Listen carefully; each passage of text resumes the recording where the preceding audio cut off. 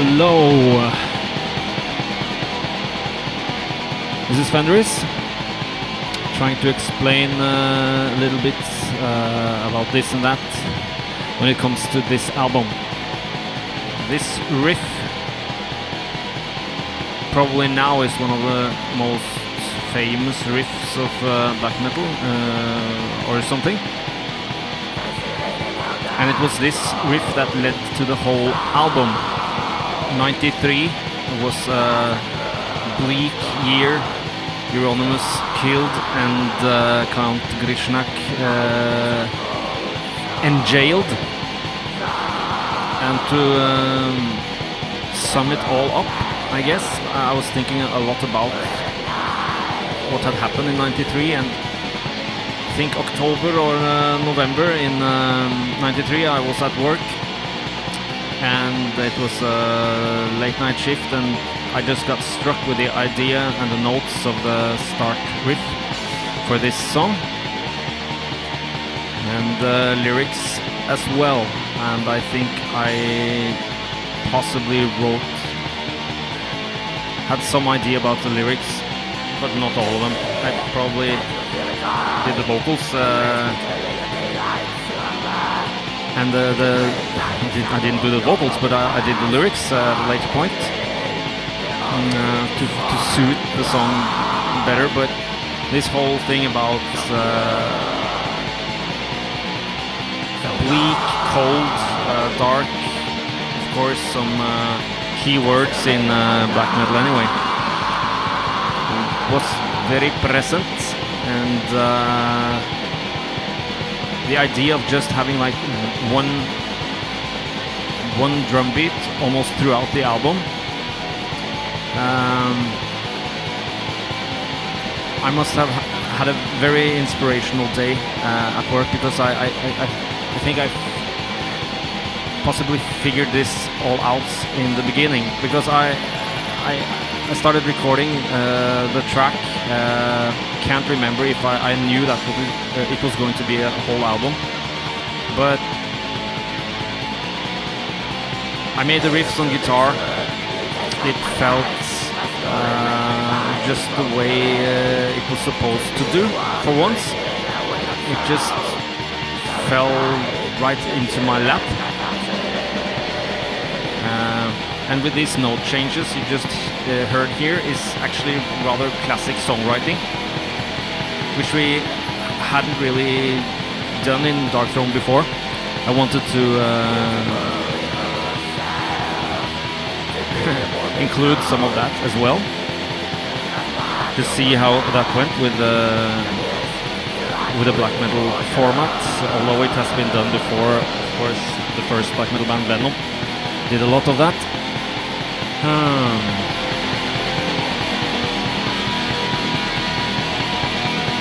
The riffs had to be made first, one song at a time. So I made the riffs, put them together, and then had it all in my head, and sat behind the drum kit and started just drumming the song out with the memory of the riffs in my head, and then put on the guitars. First one, and then two. And that's when I discovered that the guitar sound that I had chosen for the two guitars really worked well together with these kind of riffs. And many have tried to copy this sound later, and unfortunately I don't know what kind of guitar strings, what kind of amp or pickups, or what kind of guitar even I used. I found the type of fuzz that was correct for these riffs and this tempo.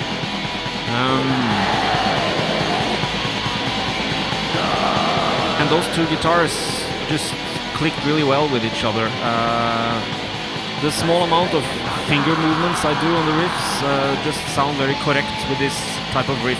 Now you will hear at the end of some of the songs that the bottom line noise in the amps, I guess the fuzz box or whatever, really loud, so that the When I play the guitar, it would be on like, let's say 8 out of 10 on the level, and when I just turned the guitar more or less off, the hissing was still there,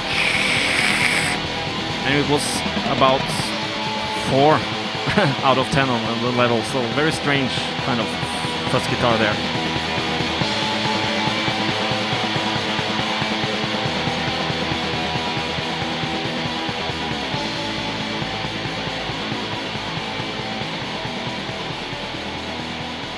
Bass playing was easy to do, and I just picked a bass sound that would sound good with the guitar sound that I already knew was doing what had to be done. And I chose a bass sound with a little bit of fuzz, but you can hear clearly the notes. Not too much fuzz, not too little.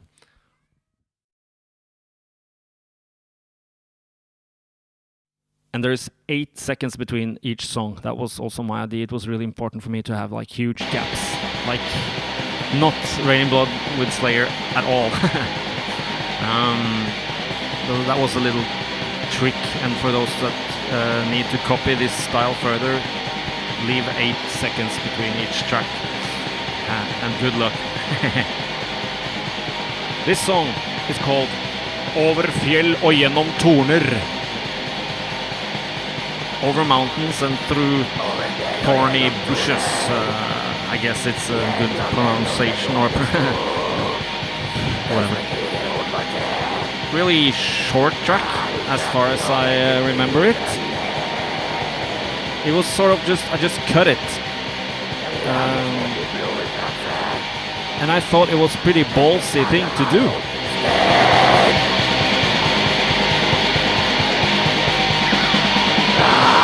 Part that begins 1 minute and 30 seconds circa out in the song. But the song is just cut,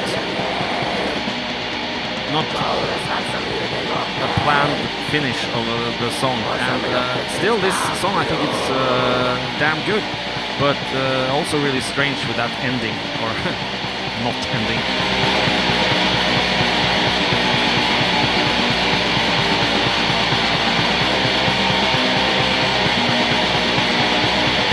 Again, I think a lot of the atmosphere is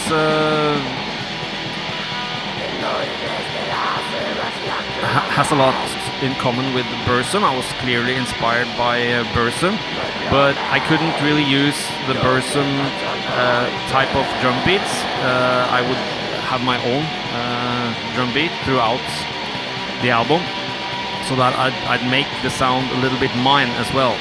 And there's a lot of stuff going on this album that is not inspired by Burzum, but I would say that Burzum is probably like the main inspiration for me starting this process with the whole album.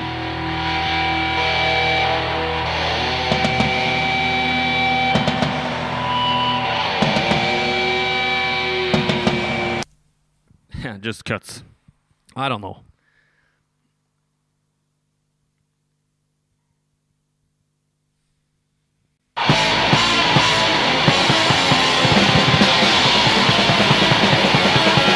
That beginner's riff is very typical of Merciless from Sweden, which was the first album that Euronymous from Mayhem released on his label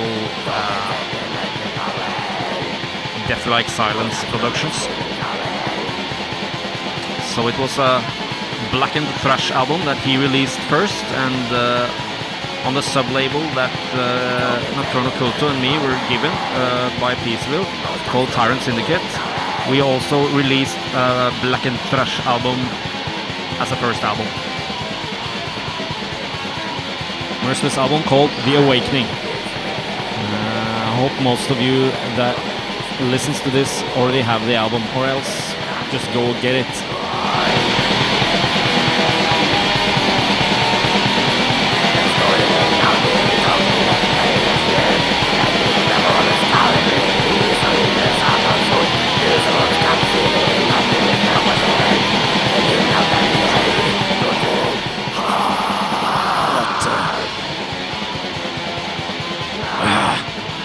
Very good vocals there by Ted, and how did that come about? about?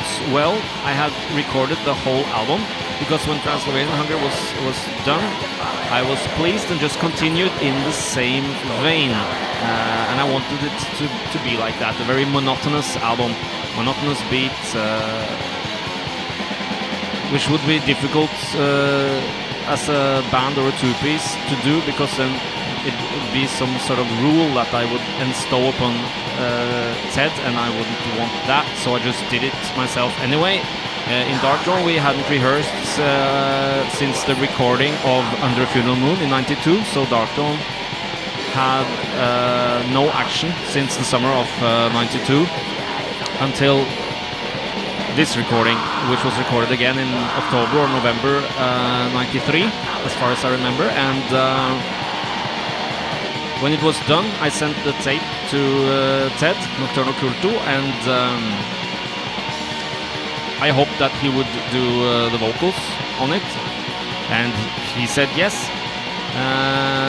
But then the Necro Hell studio only had 4 channels, and I had used all 4 of them, so we had to bring the whole goddamn mini studio, I think, to Stovner Rockeverksted, Stovner Rock Workshop, and do the vocals there, like it's actually recorded professionally, the vocals, but we couldn't make them sound too fancy because the rest of the sound is necro, so I guess we just turned knobs until the vocals suited the rest of the album's atmosphere.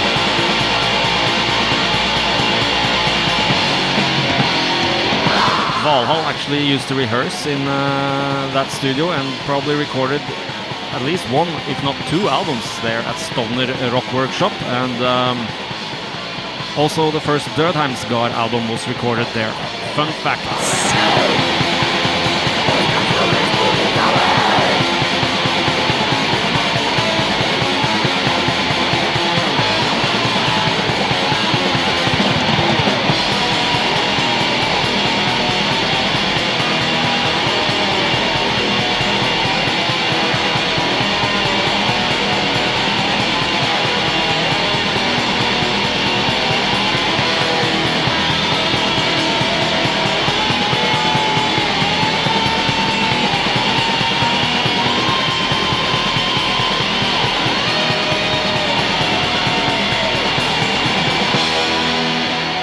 Sorry. That song, Norwegian pronunciation is Skald Av Satans Sol. And here comes Slottet I Det Fjerne. Slottet I Det Fjerne.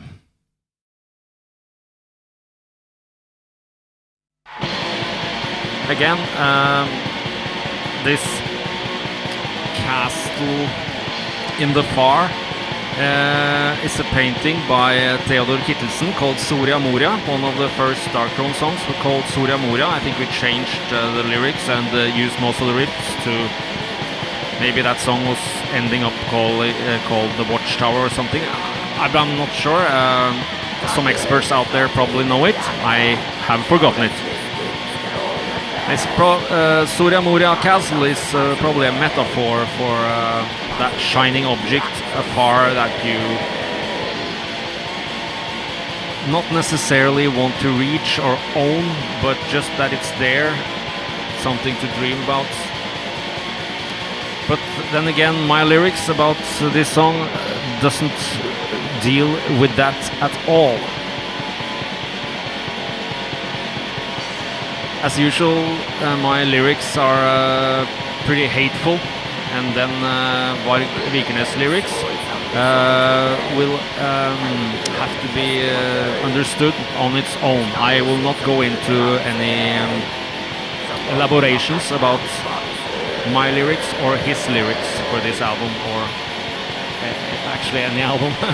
I try sometimes, but it's just crap. When I've written lyrics, it's done. All the emotions are in there, and I don't want to extract them afterwards.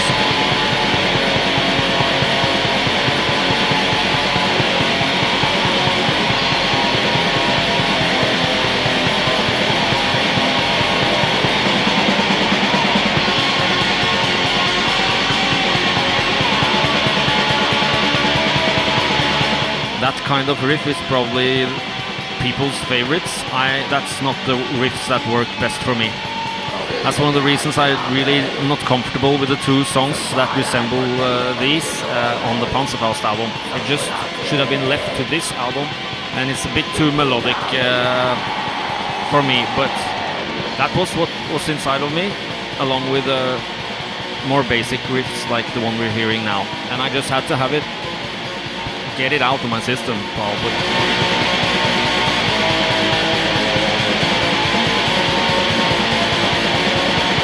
So yes, I prefer this riff and not the melodic one, but you see, if I only had riffs like this, it would be boring, so we have to have some other sort of riffs too, or else it will be just dead boring. So even if in its monotony there's rather a lot of variation, so remember that, you that need to play this style.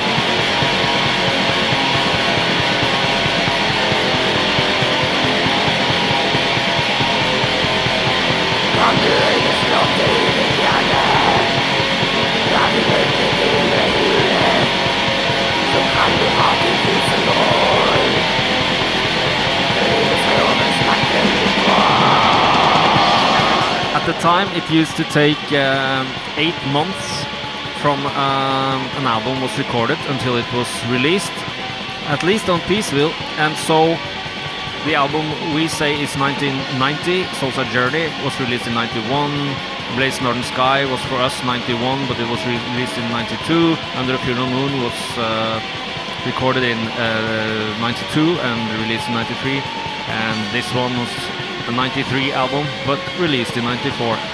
Rather confusing. And not to delve too much into politics, but when people say when is the album from, it's always the release year that seems to count, but it should always have been the recorded, or when is the recording from, that should have been the official year of a release.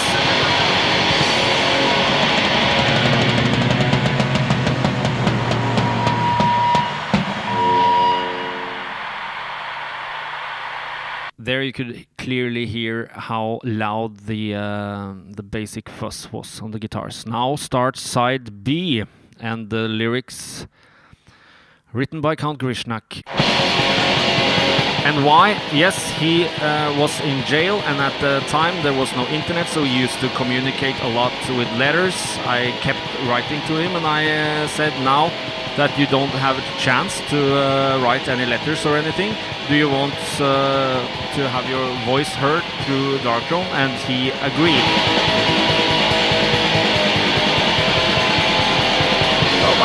And that's that.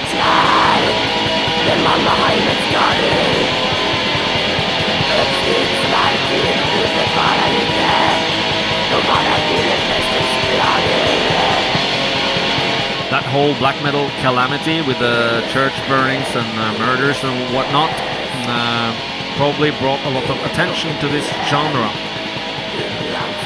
However, I also think that it seemed quite exotic that so many bands came at the same time from Norway, and also that we sang in our native language.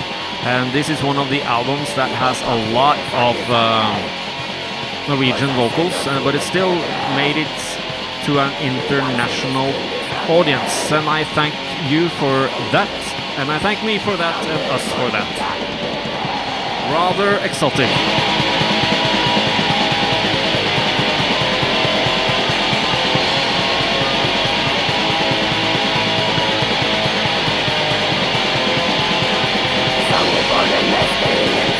That riff is also kind of melodic, but that's one of the melodic riffs I actually like.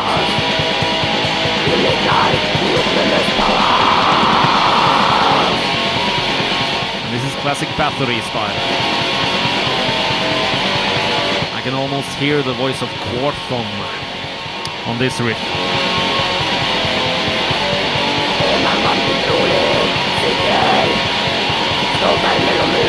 And this is sort of a D-beat guitar riff rhythm, which Bathory actually had a lot of.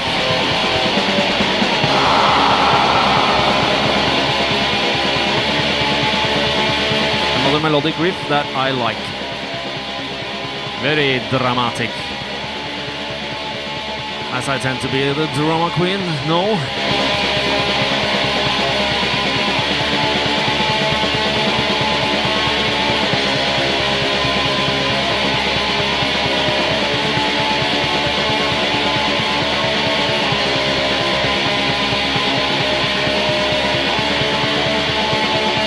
Guitar playing the melody and the other ones just backing up.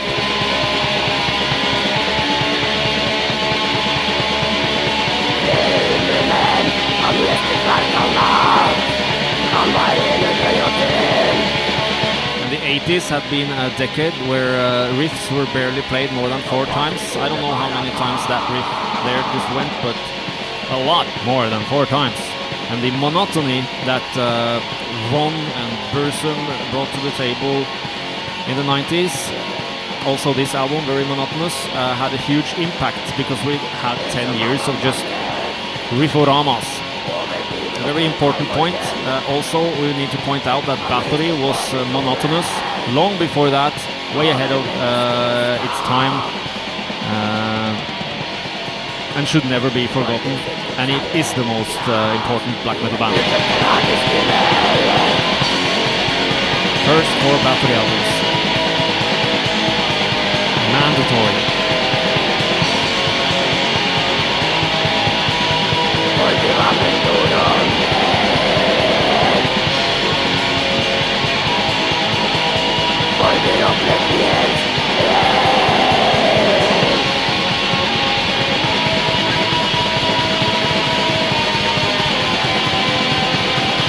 There we have bass drum rolls, which I actually think is a bit too fancy to do, but I used to do it a lot, and at least one riff on or part on this album should have bass drum rolls.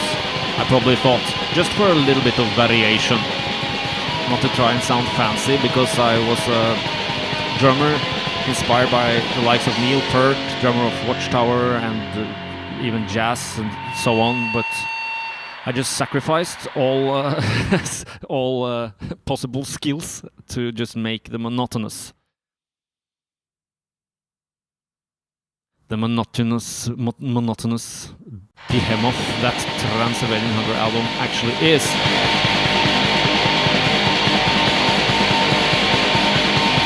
Just one note for a long time. This kind of riffs actually inspired by our own guitarist Zephyrus' way of writing on a song like In I Dype Skogen, which is probably my fave Darkthrone black metal song, one of the faves in the whole, yeah, of all the albums.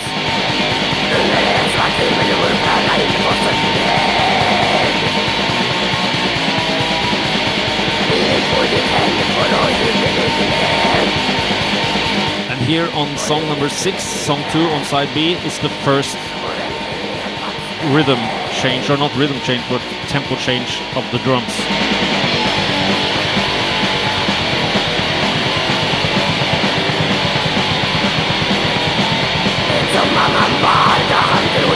These are the kind of riffs that I do best. Later called black and roll, but actually inspired by Hellhammer, Celtic Frost. And it was a calculated impact that the first tempo change should be very far into the album, just for maximum impacts, but not maximum, because then I'd have this song as the last song on the album. I'm always particular with the track listing, figuring out what songs needs to be number 2 or 7 or yeah. That's an important job of being a musician as well. Although I don't call myself a musician, that's disgusting.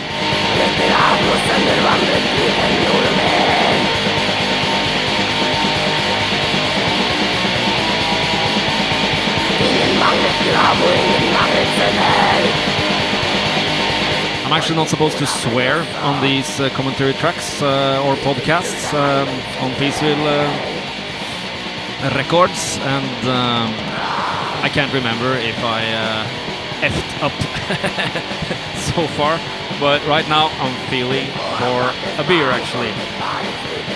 Short break for me.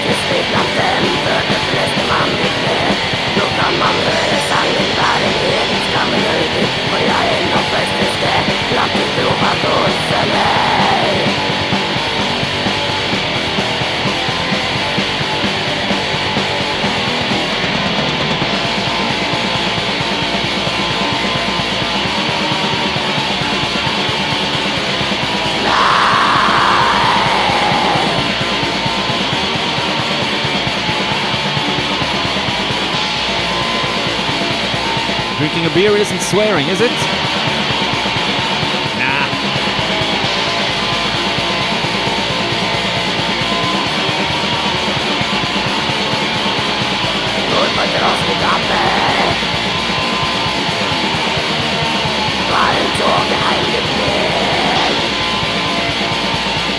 A delicious riff to play bass on.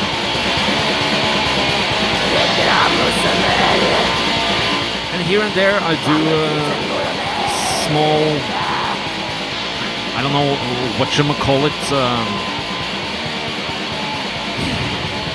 improvisations on guitar, pulling of strings,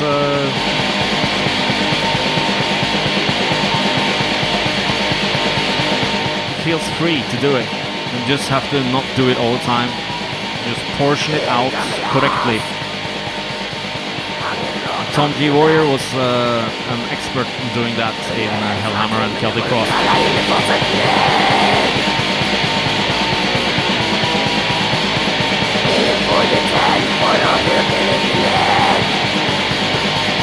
And you can hear this tempo that's on the entire album is neither fast nor slow. It's just so fast that you wouldn't normally be able to play the hi-hats on both the bass drum and the snare drum hit, but it's not really fast either. It's just supposed to be,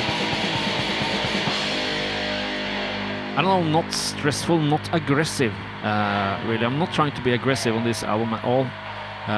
There's a lot of emotion in it, and so Nocturno, Culto and me would call it too filled with emotion. It's easy for him to say, but I made the goddamn thing. But that was swearing, wasn't it? But yeah, I still feel that this sort of caters a bit to the gothic element of black metal, and I'm not too fond of that. This song is a real earworm in a negative sense of the word, that it sort of gnaws at you. Riff is like a ambulance, you know. It's very annoying and very it's I don't know, psychotic, but it's it's playing a number on my psyche. It's directly from my psyche at the time. I mean, the whole black metal world that I knew was just sort of falling apart. And this is Crisis. Small variations on the bass.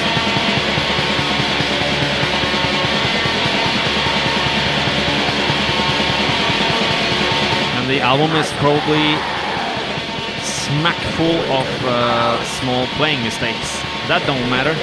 I'm really usually bored when I hear recordings without any mistakes. However, for those that like perfect metal,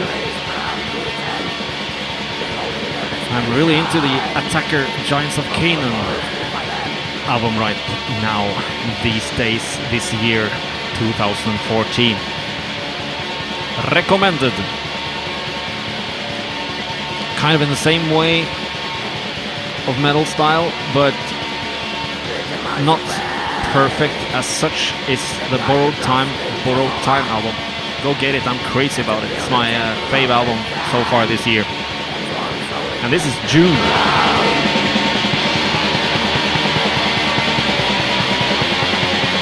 That whole riff there just lifts the song, and of course it's very, very needed for this song.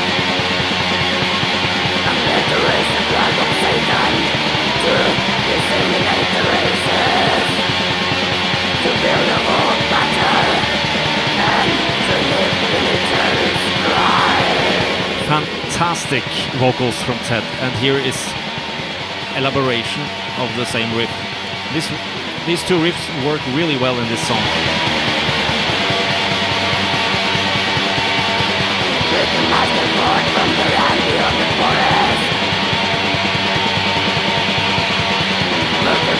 And of course, a lot of people want to copy this vocal style as well, but a lot of them do it too, I don't know, too light up in the register, ending up sounding almost like Donald Duck instead of any grimness. And Nocturno, Culto's voice has a lot of grimness in it, and it's a bit darker. A lot of people just listens a bit and just hear, okay, the vocals don't go, they go, and they go, I don't know how to explain it. A lot of people manage to mess up the vocals when they're doing this black metal style.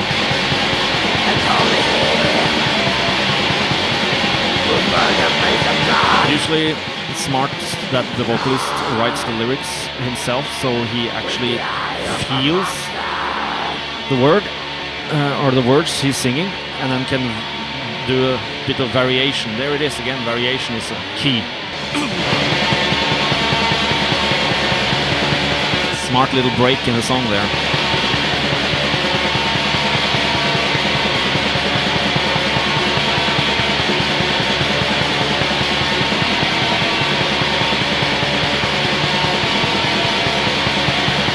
This was the fourth album on Peaceville, and we have more and more necro sounding albums for each album, which is totally the opposite direction that most bands have.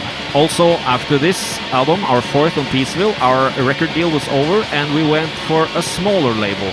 Also, a pretty bold move. Not a lot of people do that. They don't want that. They don't have to do that. We could probably choose.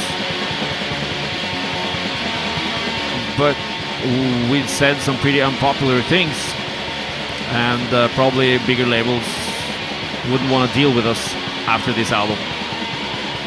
Moonfolk did. Horrible solo, but it's a bit of Voivod in that solo, you can call it a solo. Just kind of experimenting on the start and the end riff of this song. But the mid part still holds up.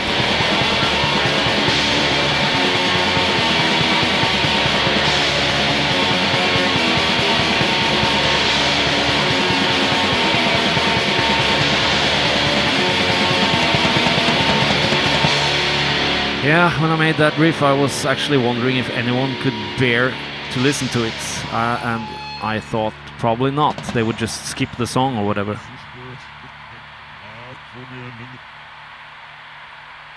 Backwards message. Can't remember what that was. But it actually sounds a bit magical and unexpected.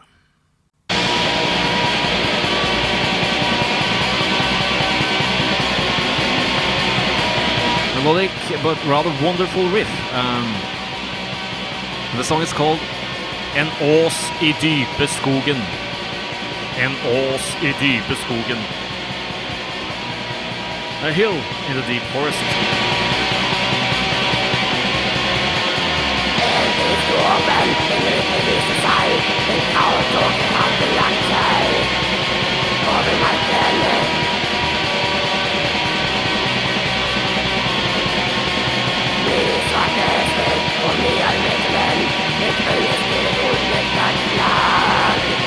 At this point, we didn't really have any contact with fans, or didn't actually know if we had fans with the, or we didn't have contact with the press. We didn't get any feedback on the album, but then came the summer of '94 and people from all over the world started showing up, And not because of this album, but the entire impact that the black metal from Norway had on the rest of the world. And there were cool people coming, and there were people that just didn't seem to get the point. I mean, a lot of people were obviously real smitten with this style, probably didn't have a lot of knowledge where metal even came from, because, like, you know, 60s, 70s. And we all had that background, so it was really confusing to talk to people that were like only into black metal. It's really strange. For us, it was another branch on the tree, you know.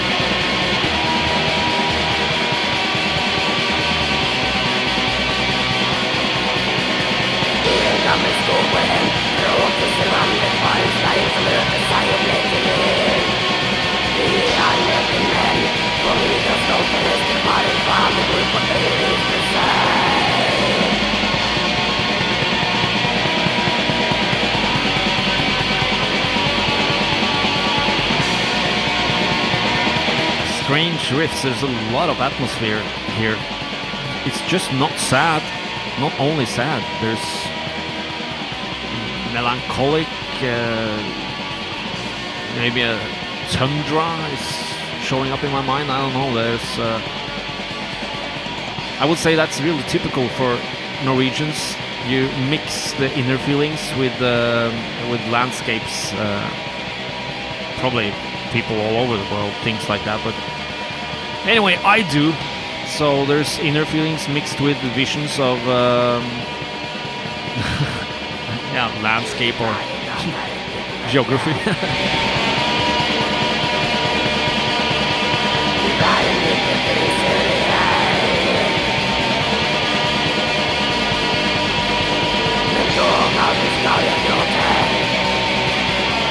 Again, one guitar plays the melodic and the other one just has the bass notes, basic notes. Not too sure if those are my favorite riffs, but again, I did them here and there on the album for variation, and it's just what I made.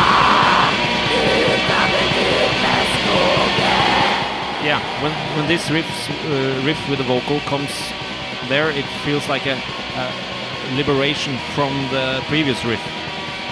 So it's a good lift.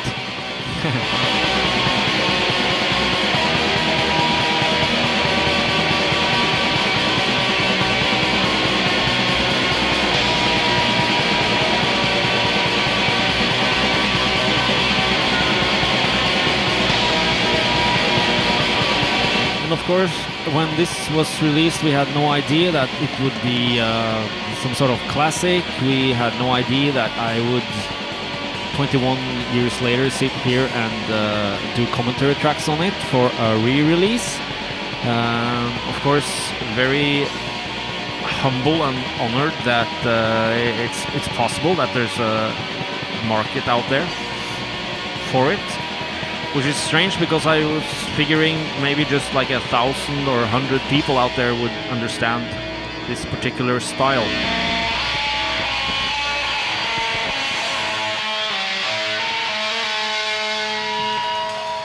And the ending there is a clear homage to Poison from Germany's fantastic Into the Abyss demo.